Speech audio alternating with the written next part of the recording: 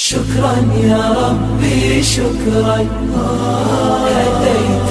اعوذ باللہ من الشیطان اللعین الرجیم. بسم اللہ الرحمن الرحیم. قال علی علیہ الصلاۃ والسلام صلوا ارحمکم ولو بالتسلیم. اسلام نے صلہ رحمی پر بہت زیادہ زور دیا ہے.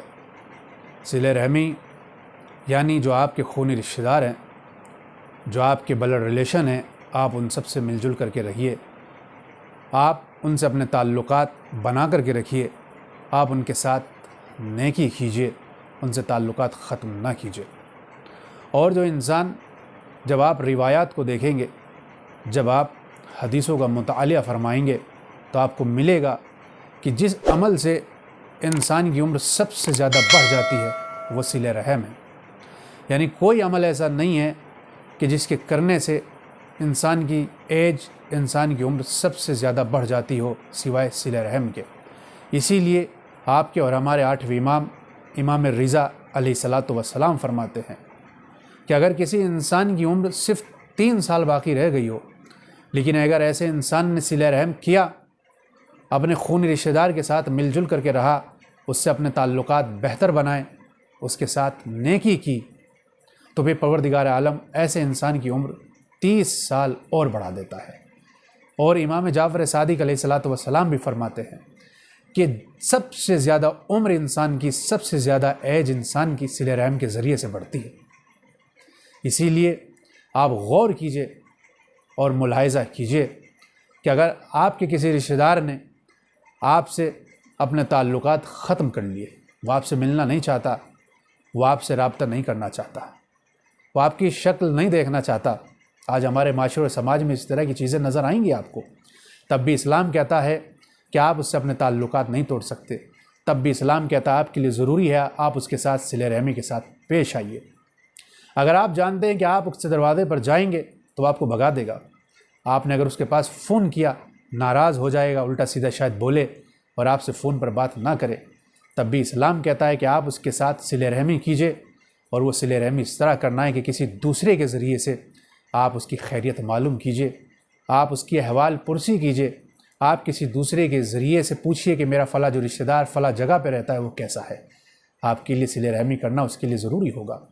اگر وہ کسی مشکل میں آ جائے، اس کو کوئی پرابلم آ جائے، تو یقیناً اگر آپ ڈائریکٹ جا کر اس کی ہیلپ کریں گے، اس کی مدد کریں گے، تو وہ آپ کی ہیلپ کو ایکسیپٹ نہیں کرے گا، وہ آپ کی مدد کو قبول نہیں کرے گا. تو یہاں پر آپ کی ذمہ داری کیا ہے؟ اسلام کہتا ہے کہ آپ کسی دوسرے بندے کے ذریعے سے اس کی مدد کے لیے کہیے. آپ کسی دوسرے بندے کو کہیے کہ میری طرف سے جا کر کے اس کی ہیلپ کر دے تاکہ اس کی مشکل دور ہو جائے.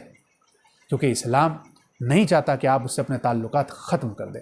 اگر آپ نے ایسے رشتہ دار سے تعلقات قائم کیے جو آپ سے تعلقات نہیں رکھنا چاہتا، تب بھی آپ ہی کا فائدہ ہے. اور وہ فائدہ یہ ہے کہ اس عمل سے آپ کی عمر بڑھ جائے گی، اس عمل سے آپ کی ایج بڑھ جائے گی. اور کل کے دن ہو سکتا ہے آپ کی اس عمل کو دیکھ کر کے وہ رشتہ دار پانی پانی ہو جائے اور آ کر کے ایک دن آپ کو اپنے گلے سے لگا لے اور سارے شکوے اور ساری جتنے بھی کمپلینس ہیں وہ دور کر دے.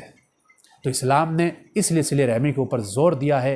اور صلہ رحمی کا سب سے بڑا فائدہ تو یہ ہے، میں عرض کر چکا، کہ اس سے انسان کی عمر بڑھتی ہے، آئی ہوئی موت ٹل جاتی ہے، بلائیں دور ہو جاتی ہیں، پروردگار عالم رزق میں برکت عطا فرماتا ہے، فقر و فاقہ اور غربت ایسے انسان سے دور ہو جاتے ہیں، اور اس عمل کے ذریعے سے انسان کی نسل بڑھتی ہے. آپ دیکھیے، ہمارے لیے، میرے لیے اہل بیت علیہ الصلاۃ والسلام کی سیرت اور ان کے نقش قدم پر چلنا بہت زیادہ اہمیت رکھتا ہے. دیکھیے، امام جعفر صادق علیہ الصلاۃ والسلام کا ایک رشتہ دار ہے جو آپ کا دشمن ہے، لیکن امام کی سیرت کو آپ ملاحظہ کیجئے کہ امام کی سیرت کیا رہی ہے. ہم سب کو امام کو فالو کرنا ہے، ہمیں اپنے رشتہ داروں کو فالو نہیں کرنا، ہمیں رشتہ داروں کے رسم و رواج نہیں دیکھنے. ہمیں یہ دیکھنا ہے ہمارا وقت کا امام کیا کہتا ہے، اہل بیت علیہ الصلاۃ والسلام کیا کہتے ہیں. امام جعفر صادق علیہ الصلاۃ والسلام کا رشتہ دار ہے جو آپ کا دشمن ہے، مگر امام کی سیرت کو ملاحظہ کیجئے کہ جب چھٹے امام کا آخری وقت آیا تو آپ نے وصیت فرمائی، اور وہ وصیت یہ تھی کہ یہ 70 دینار، یہ 70 دینار میرے اس فلاں رشتہ دار تک پہنچا دینا کسی نے آگے بڑھ کر کے چھٹے امام سے سوال کیا، مولا جس تک آپ نے یہ 70 دینار پہنچانے کی بات کی ہے وہ تو آپ کا دشمن ہے، اس نے آپ کے خلاف تلوار نکالا تھا، پتہ ہے آپ کو امام علیہ الصلوۃ والسلام نے کیا فرمایا؟ مولا نے فرمایا بھلے ہی وہ میرا رشتہ دار، میرا دشمن ہے، لیکن قرآن مجھے صلہ رحمی کا حکم دیتا ہے۔ قرآن مجھ سے کہتا ہے کہ جو تمہارے خونی رشتہ دار ہیں، جو تمہارے بلڈ ریلیشن ہیں، ان سے مل جل کر کے رہو، مجھ سے زیادہ قرآن کے اوپر عمل کون کر سکتا ہے؟ تو آپ نے ملاحظہ فرمایا کہ چھٹے امام علیہ الصلوۃ والسلام کا طریقہ کار کیا رہا ہے۔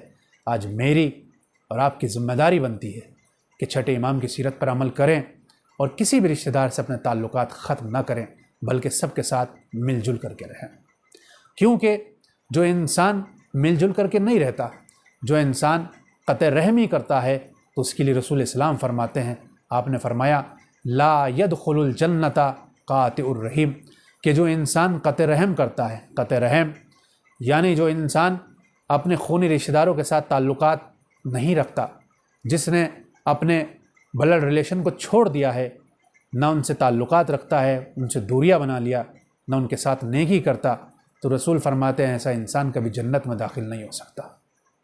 اور جو انسان قطع رحمی کرتا ہے اس کی کئی سزا ہیں، اس کی سب سے بڑی سزا یہ ہے کہ جو انسان قطع رحم کرتا ہے اس کی عمر بہت کم ہو جاتی ہے۔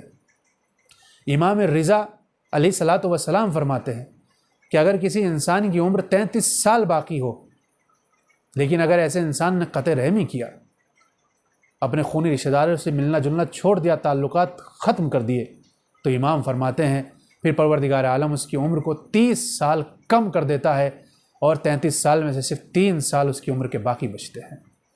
تو آپ نے ملاحظہ فرمایا جو انسان قطع رحمی کرتا ہے اس کی عمر کم ہو جاتی ہے، وہ فقر و فاقہ اور غربت کا شکار ہو جاتا ہے۔